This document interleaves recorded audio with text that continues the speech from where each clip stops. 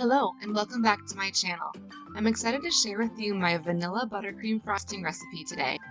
It's simple to make and can be adapted for taste or consistency. Works well for both frosting and spreading as well as piping and decorating. The ingredients and tutorial are also on my website at customcakesandcupcakes.com. You'll need a cup of unsalted butter, which is 2 sticks, a 1/4 teaspoon of salt, 2 teaspoons of vanilla extract, 4 to 4.5 cups of powdered sugar, and 4 tablespoons of heavy cream. Again, those ingredients can be tweaked to your taste or consistency you need. I'll be making a double batch in this video, which is why you see me adding 4 sticks here. Make sure your butter is softened and at room temperature. Then add this to your mixer, beat it on medium speed till you see the color lighten. It'll be a couple of minutes. You can also use a hand mixer as well as a stand mixer.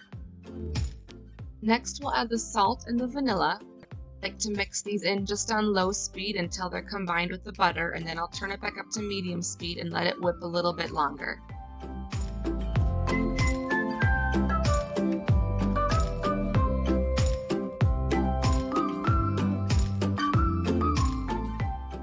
From time to time, you'll also want to turn it off and scrape down the sides and the bottom with a spatula to make sure everything is being mixed together.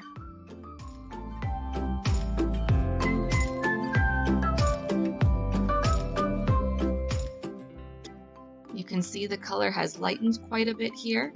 Next, we'll add the powdered sugar and the cream. You have a shield attachment for your mixer. I like to add that here to avoid any extra mess in the kitchen.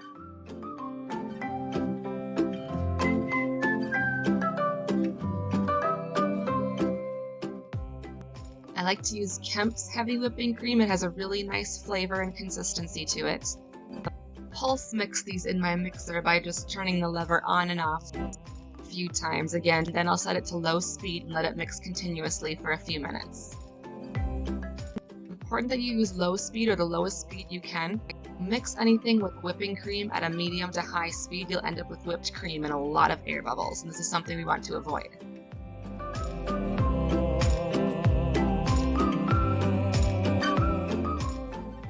Make sure you taste test this once or twice while you're mixing it, and then add any salt or vanilla desired if you feel like it's starting to taste too sweet. This is such a nice, easy recipe because you can change the flavor very easily.